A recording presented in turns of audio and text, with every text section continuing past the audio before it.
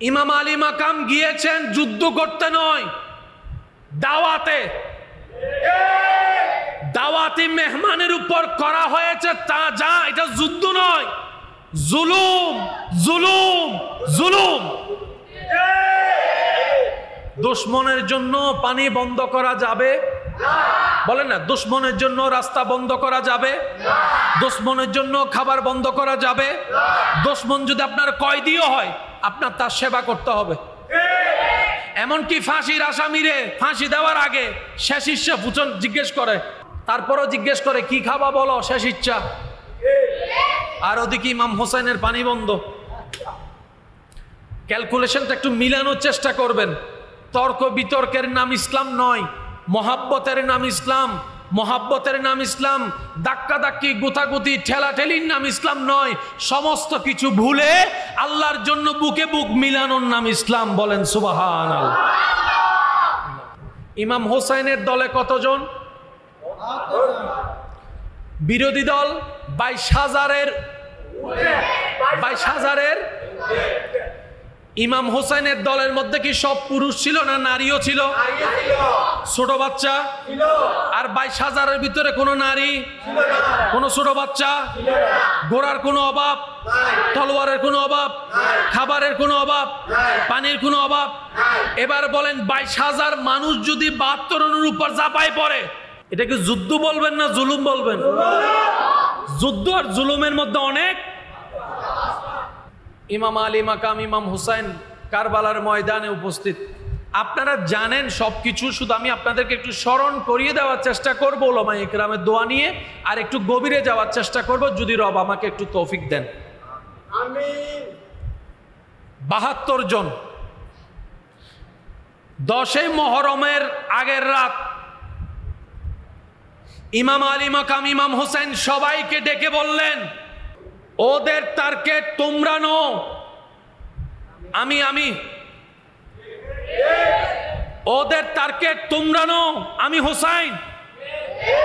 তো 22,000-এর সাথে যুদ্ধ করে 72 পারবে না। যুদ্ধ করার আগেই সবাই বলবে, কমন সেন্সের বিষয়।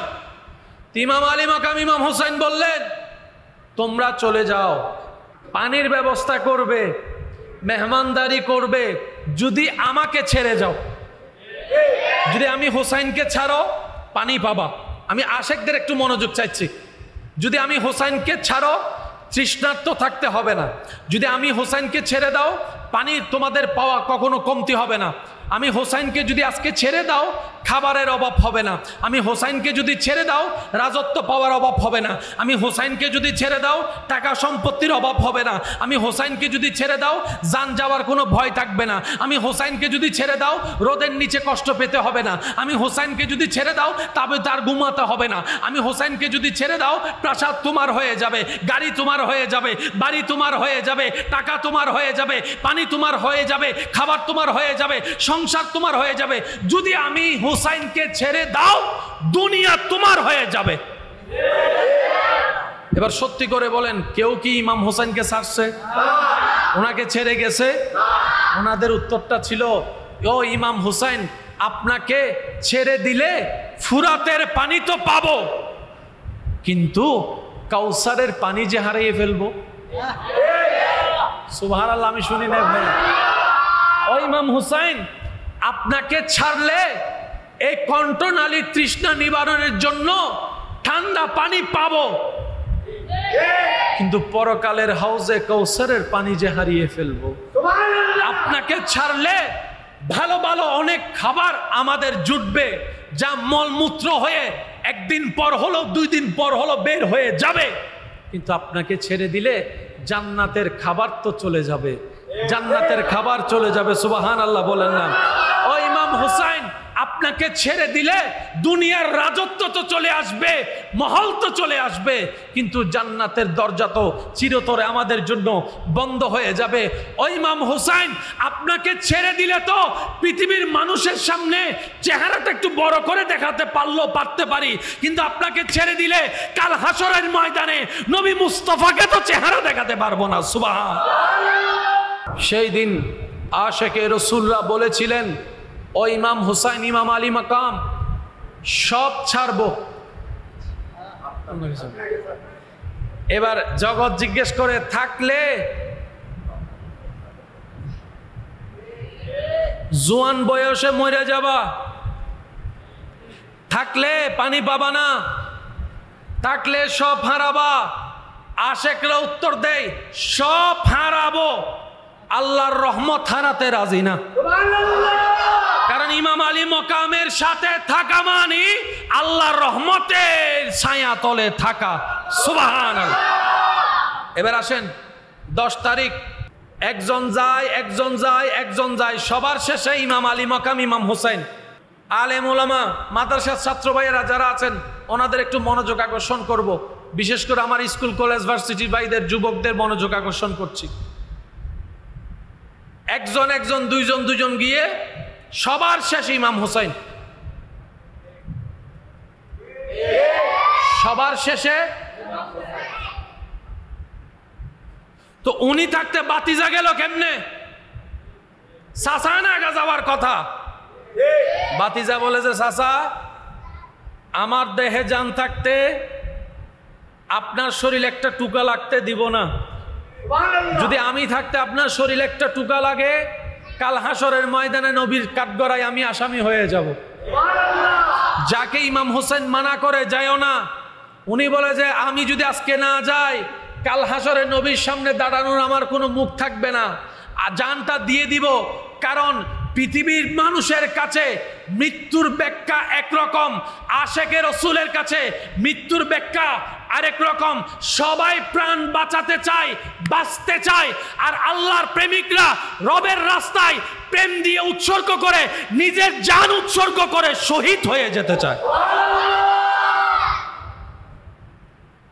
শহীদদেরকে জান্নাতে রব জিজ্ঞেস করবে, ও শহীদগণ, জান্নাতে কি কোনো কিছুর অভাব আছে?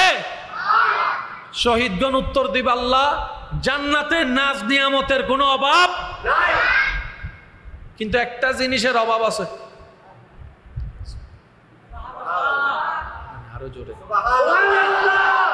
আল্লাহ জিজ্ঞেস করবেন, শহীদ, কিসের অভাব? শহীদগণ বলবে, ইয়া রাব্বাল আলামিন, দুনিয়াতে নিজের দেহ জান দিয়ে তোমার প্রেমে, তোমার সন্তুষ্টির জন্য যুদ্ধ করে শহীদ হওয়ার মধ্যে যে মজাটা পাইছিলাম, আল্লাহ আবার দুনিয়াতে পাঠাও, আবার যেন তোমার রাস্তায় শহীদ হয়ে আবার যেন আমি হতে পারি শহীদ, যেন জান্নাতে আসতে পারি। আবার দুনিয়ায় পাঠাবা, আবার শহীদ হতে রাজি আছি। মনে রাখবেন, সাধারণ মানুষের কনসেপ্ট আলাদা, আশেক প্রেমিকদের কনসেপ্ট আলাদা। আরো জোরে বলা যাবে সুবহানাল্লাহ। ইমাম আলী মাকাম যখন শহীদ হয়েছেন, আমার ভাইয়েরা উত্তর দিয়ে বলেন তো, ওনার কি গলা কাটছে নাকি গর্দান কাটছে? যেটা শুনছেন সেটা বলেন। গলা কাটছে না গর্দান কাটছে? এবার আপনার কাছে আমার জানতে চাওয়া, কারো যদি গর্দান কাটতে হয়, ওনাকে কোন পজিশনে থাকতে হবে?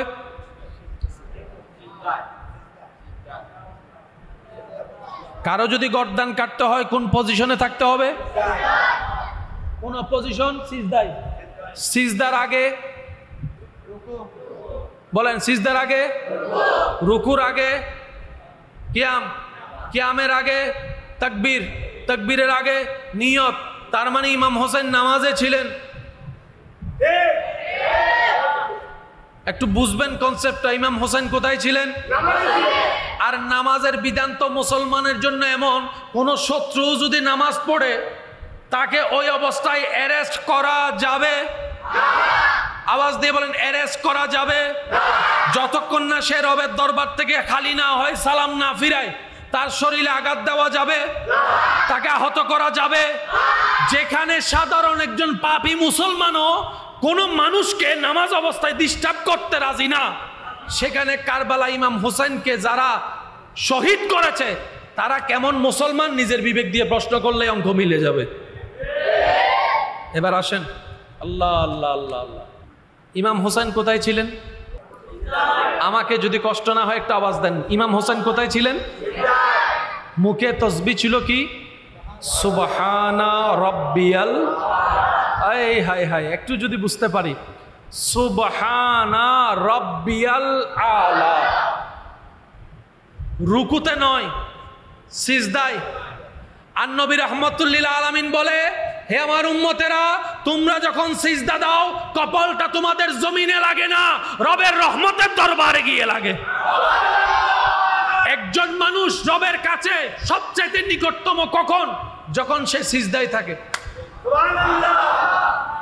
সাধারণ মানুষ সিজদায় থাকলে রবের কাছে, আর এখানে সিজদা দিচ্ছে ইমাম হোসাইন, যিনি পিঠে উঠার কারণে নবী সিজদা থেকে মাথা মোবারক তুলে নাই, তসবিহ বাড়িয়ে গিয়েছেন ইমাম হোসাইনের জন্য। আজকে সেই হোসাইন সিজদায়। সুবহানাল্লাহ বলা যাবে? এই কথাটা একটু মাথায় এক সাইডে রাখেন, অন্য দিকের অঙ্কটা একটু ক্লিয়ার করে দিই যাতে শেষটা সুন্দর করে আপনারা বুঝতে পারেন। এজিদ বাহিনী হামলা আগে করছে না পানি বন্ধ আগে? ভাইয়া বলেন না। যোগাযোগ বন্ধ, পানি, খাবার। তো তোরা 22,000 আসস, একসাথে লাভ দিলেও তো শেষ।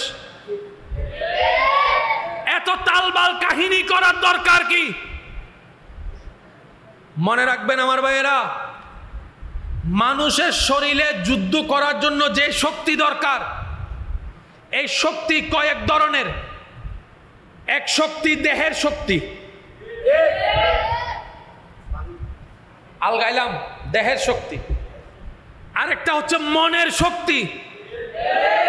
কয় শক্তি? একটা দেহের শক্তি, আরেকটা মনের শক্তি, আরেকটা শক্তি আছে ঈমানী শক্তি। কয় শক্তি বললাম? সময়ের সংক্ষিপ্ততা থেকে বাড়াচ্ছি না কথা। দেহের শক্তি, মনের শক্তি, ঈমানের শক্তি।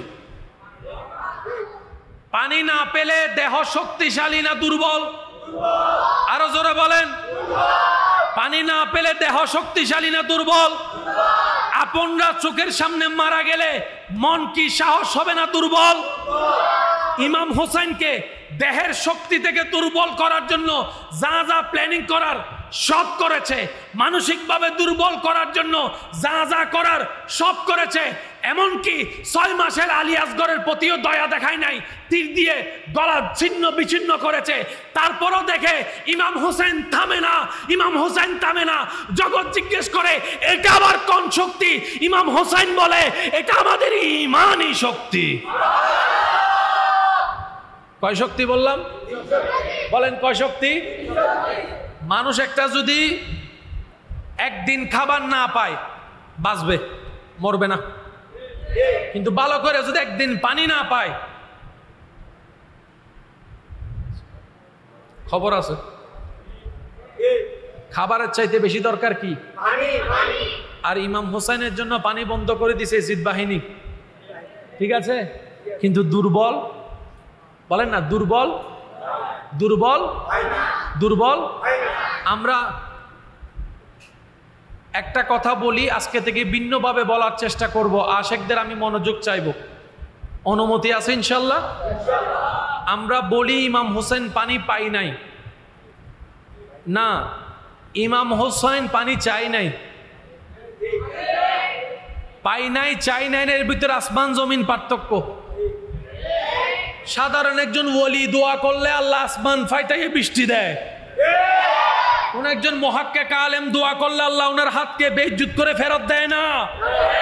কত নিঃসন্তানের জন্য আল্লাহ ওয়ালা পছন্দ ব্যক্তিরা হাত তুলে ভিক্ষা চাওয়ার কারণে অনেক নিঃসন্তান মা বাবাকে আল্লাহ সন্তান দিয়ে দামি করেছেন। কথা বলেন ঠিক কিনা? আর এদিকে ইমাম হোসেন যদি একবার বলতেন আল্লাহ আমি ফুরাতের কাছে যাব না, তোমার কুদরতিতে ফুরাত আমার কাছে এনে দাও, ইমানদার ভাই আওয়াজ দিয়ে বলেন আল্লাহ কি দিত নাকি দিত না? ইমাম হোসেন যদি একবার বলতেন বৃষ্টি অযোধ্যায় দাও, দিত কি দিত না? ইমাম হোসেন একবারও বলে নাই। ও ইমাম হোসেন বলেন না, বলে যে আমি বলবো না। ও ইমাম হোসেন চান না, বলে যে আমি চাইবো না। কেন? ইমাম হোসাইন বলে, আজকে আমি তৃষ্ণার্ত থাকলে আমার রব খুশি হবে। আমি বুঝতে পেরেছি রবের খুশির জন্য আমি তৃষ্ণার্ত থেকেই যাব, তৃষ্ণার্ত থেকেই যাব, তৃষ্ণার্ত থেকে যাব। আমার রব চাচ্ছে আমি ধৈর্য ধরে থাকতে পারি কিনা, তাই আমি রবের সেই পরীক্ষা দিতেছি। আমি আজকে পানি চাইবো না, তোরার নজর তো ফুরাতের দিকে, আমি হোসাইন তো দেখতেছি কারবালা জমিন থেকে হাউজে কৌসারের পানি। বুঝার চেষ্টা করবেন, বুঝার চেষ্টা করবেন। শব্দ, স্থান, কাল, পাত্র, ব্যক্তি বুঝে বলতে হয়। আমার নামের আগে যদি প্রধানমন্ত্রী বলেন আপনি অ্যারেস্ট, আর যিনি প্রধানমন্ত্রী ওনার নামের আগে যদি প্রধানমন্ত্রী না বলেন,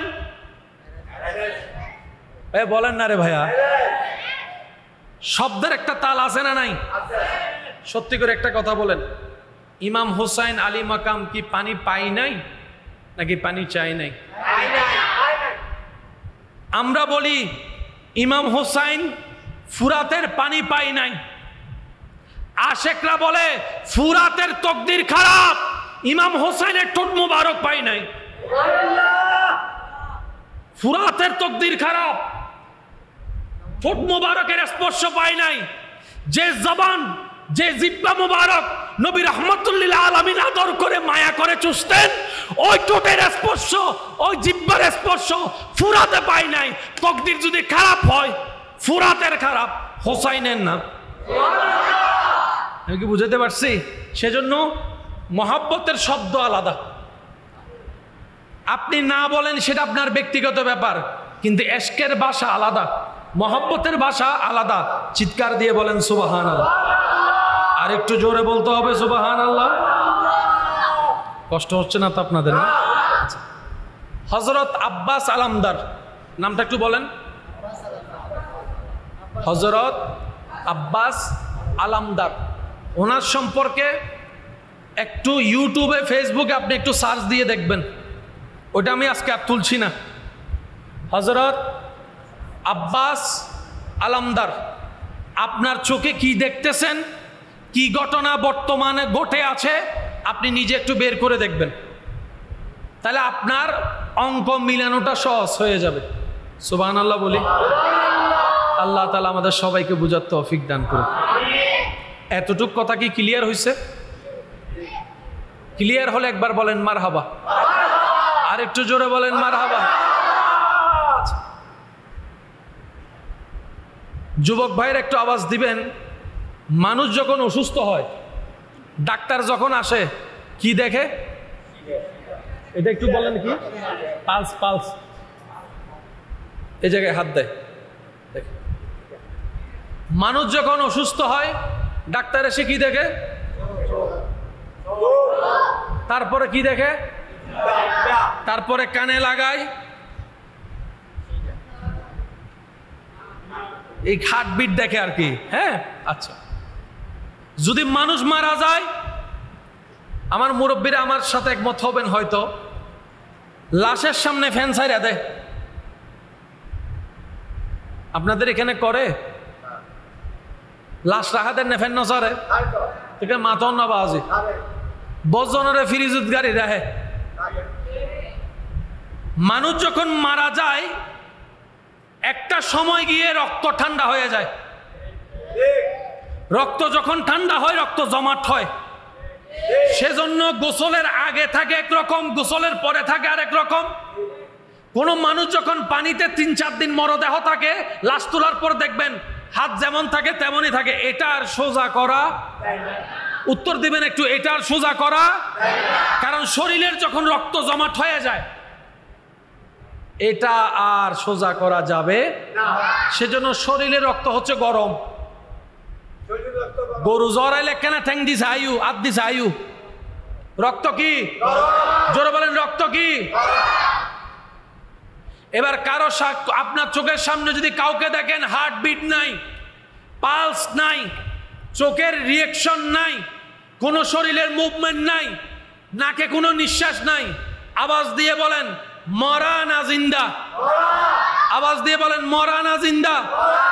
আপনার এলাকার ডাক্তার দেখে বলেছে মরা, চিটাং মেডিকেলের ডাক্তার দেখে বলেছে মরা, ঢাকা শহরের ডাক্তার দেখে বলেছে মরা, তার সম্পর্কে আল্লাহ বলতেছে জিন্দা। এবার আপনি বলেন কোনটা মানবেন, ডাক্তারের মরা নাকি আল্লাহর বলা জিন্দা? আগে এই জায়গায় একটু ক্লিয়ার হই, মরা মানবেন না জিন্দা মানবেন? জগতের সবাই বলতেছে সে জিন্দা, আল্লাহ বলতেছে মরা, এবার বলেন কোনটা মানবেন? একটু আওয়াজ দেন না ভাই, সবাই একমত তো? একমত? উহুদের জমিন, রসুল পাক সাল্লাল্লাহু আলাইহি ওয়াসাল্লামের চাচা,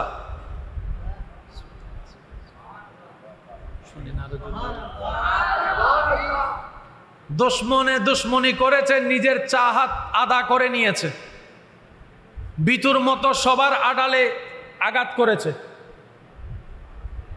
কলিজা ছিঁড়ে চিবাই খাইছে, কান কাটা, বুঝার জন্য বলা, নাক কাটা, গলার কণ্ঠনালী কাটা, রক্ত বের হয়ে শেষ, কলিজা চিবাই খাইলো, পালস বন্ধ হয়ে গেল, কলিজা বের হয়ে গিয়েছে, আতুরি বের হয়ে পড়ে আছে, কণ্ঠনালী কেটে গিয়েছে, রক্ত শিরারক সব ছিঁড়ে গেছে, শরীরের রক্ত সব বের হয়ে গেছে, ডাক্তার বলে মরা, জগৎ বলে মরা, কম্পিউটার বলে মরা, ইসিসি বলে মরা, চোখ বলে মরা, ব্রেন বলে মরা, রব বলে ওয়ালা তাকুলু লিমান ইউকতালু ফি সাবিলিল্লাহি আমওয়াত বাল আহইয়াউন ওয়ালাকিন লা তাশউরুন। হে জগৎবাসী, আমার হামজারে মরা বইল না, সুবহানাল্লাহ, আরো জোরে বলতে হবে। আল্লাহ আমরা দেখতেছি ওনার হার্টবিট, ওনার পালস, আল্লাহ ইসিসি করাই দেখছি ডাইরেক্ট সোজা লাইন, আল্লাহ কম্পিউটার বলে মরা, বড় বড় ডাক্তার বলে মরা, রব বলে যে এটাই তো পরীক্ষা, তুই কি চোখের দেখা মানবি নাকি আমি রবের কথার চোখ বন্ধ করে বিশ্বাস করবি? আমি তো সেটাই দেখতে চাচ্ছি। যদি সব জায়গায় ব্রেন খাটাস তাহলে আমি রবের প্রিয় হতে পারবি না। মুসলমান কারা রবের ব্যাপারে যে চোখ বন্ধ করে বিশ্বাস করে? জগৎ বলে সম্ভব না, আল্লাহ বলে যে আমি করে দেখাইছি। মুসলমানে বলবে কেউ মানুক না মানুক, আমি মানছি আমার আল্লাহ করতে পারে, আমার বিশ্বাস আছে। সবাই বলে মরা, আল্লাহ বলে, বলেন না, আল্লাহ বলে জিন্দা। কলিজা টলিজা কিচ্ছু নাই, আল্লাহ বলে জিন্দা। লাগছেন একটা ফ্যাঁস, মনে রাখবেন আমাদের বুঝ দিয়ে ইসলাম বোঝা সম্ভব, আল্লাহর কুদরত বড় চমৎকার। আমরা জিন্দা কারে বলি? আমরা জিন্দা বলি যার হার্ট চলে। ভাই একটু মনোযোগ, আমরা জিন্দা বলি যার পালস চলে, আমরা জিন্দা বলি যার হার্ট ঠিক আছে, আমরা জিন্দা বলি যার ব্রেন ঠিক আছে, আমরা জিন্দা বলি যার নিঃশ্বাস ঠিক আছে, আমরা জিন্দা বলি যার রক্ত গরম আছে, আমরা জিন্দা বলি যার অল বডি ঠিক আছে, ওদেরকে আমরা জিন্দা বলি। মনে রাখবেন এটা আমাদের চোখের জিন্দা, আল্লাহর রহমতের দৃষ্টিতে জিন্দা মানে নিঃশ্বাস চলা নয়। রব বলে যে যার জীবন আমি রবের প্রেম, আমি নবী মুস্তাফার প্রেম দিয়ে কাটবে, ওই প্রেমিকরা মরার পরও জিন্দা। আর যার ভিতরে আমাদের প্রেম নাই তারা জিন্দা থেকেও মরা। আমাদের জিন্দা মানে পাল চলতে হবে, রবের দৃষ্টিতে জিন্দা মানে পাল চলতে হবে না, দিলের প্রেম জ্বলতে হবে। সেজন্য শহীদরা কার প্রেমে মারা যায়? ভাই আওয়াজ দিয়ে বলেন কার প্রেমে? আল্লাহর প্রেমে যারা মরে তাদের সেই ঈমানি, সেই হার্টবিট চলতেই থাকে, চলতেই থাকে। বলেন না সুবহানাল্লাহ। তাদেরকে মরা বলা যাবে। আমাদের অনেক ভাইরা মনে মনে চিন্তা করে কবরে জিন্দা থাকে কেমনে, কিছু বলে না। আমাদের ব্রেন তো আর অতটুক যাইতে পারে না, মনে হাজার প্রশ্ন আসে। আর শয়তানও কিছু ইমান হরণ করার জন্য কুতুর কুতুর করে ঢুকাই দেয়। ডাইনে মাটি, বামে মাটি, সামনে মাটি, নিচে মাটি, বাতাস ঢুকিব হুন্দি, বাতাস ছাড়া তো অক্সিজেন নাই, অক্সিজেন ছাড়া তো নিঃশ্বাস নাই, তাহলে বাঁচিব কেনে? ঠিক। এবার বলেন, আমরা বাঁচাই না আল্লাহ বাঁচায়? যদি দায়িত্বটা আমাদের উপর হইতো তাহলে প্রশ্ন করাটা সুন্দর ছিল, কারণ আমাদের ক্ষমতার একটা লিমিটেশন আছে না নাই? আরে অনেক সময় বাপে কথা বললে ছেলে মেয়েরা কথা শুনে না, বড় ভাই আদেশ দিলে ছোট ভাইরা শুনে না। আমাদের ক্ষমতাই তো নাই। জিন্দাটা যেহেতু আমরা রাখি নাই, আল্লাহ রাখছে। মুসলমানের কাজ হচ্ছে আমান্না, বিশ্বাস করছি, মানছি, তসলিম করছি, মেনে নিয়েছি। সুবহানাল্লাহ। জগৎ জিজ্ঞেস করে মাটির ভিতর অক্সিজেন ছাড়া বাঁচে কেমনে? বিজ্ঞান উত্তর দেয়, মায়ের পেটের পানির ভিতর আল্লাহ যেরকম তোমারে বাঁচাইছে, মাটির ভিতরেও সেই আল্লাহ তোমারে বাঁচাইছে। আমরা যখন মায়ের পেটে ছিলাম, মায়ের পেটের কি খালি জায়গা ছিল না পানির ভিতর? যারা একটু সন্তানের বাপ হয়েছেন তারা আওয়াজ দিয়ে বলেন না আমরা কিসের ভিতর ছিলাম? সেজন্য বাচ্চা অনেক সময় মুভমেন্ট করে, ফাই দিকে, মাথায় দিকে, ফাই দিকে, ঘুরতে থাকে, ঘুরতে থাকে, ঘুরতে থাকে। অনেক সময় শুনেছেন নারীর সাথে বাচ্চা পেঁচাই গিয়েছে, অনেক সময় শুনেছেন বাচ্চা যেখানে আছে সেখানে পানি শুকাই গিয়েছে, পানি কমে গিয়েছে। তো পানির ভিতর তো মানুষ বাঁচে না, কিন্তু রব যখন চায়, আরো জোরে বলেন না রে ভাই, রব যখন চায় মাছের পেটের ভিতরেও বাঁচে। রব যখন চায় আগুনের ভিতরেও ইব্রাহিম নবীর মতো বাঁচে। রব যখন চায় তো আসমানের উপরও ঈসা পয়গম্বরের মতো বাঁচে। চাওয়াটা কার? শুধু আল্লাহর চাওয়া আছে কিনা এটা দেখতে হবে। আল্লাহ যদি এখন চায় এই আমি অমুক রে, এই এলাকার সবচাইতে খারাপ মানুষকে আমার বন্ধু বানাই ফেললাম, ওলি বানাই ফেললাম, বেলায়ত দিয়ে দিলাম, আপনি আমি বিরোধিতা করে কোনো লাভ আছে? জোরে বলেন লাভ আছে? এখতিয়ার মর্জি কার? আওয়াজটা একটু বড় করে দেন কার? সেই আল্লাহ আমাদের জন্য পছন্দ করে সাজিয়ে যে ধর্ম দিয়েছেন, সে ধর্মের নাম হচ্ছে ইন্নাদ্দীনা ইনদাল্লাহিল ইসলাম। আল্লাহ আমাদের সবাইকে 5 ওয়াক্ত নামাজ আদায় করার তৌফিক দান করুক। আওয়াজ একটু বড় হবে। বড়দেরকে সম্মান, ছোটদেরকে স্নেহ করার তৌফিক দান করুক। সম্মানিত ভাইয়েরা, আবদার করে একটা কথা বলে যাই,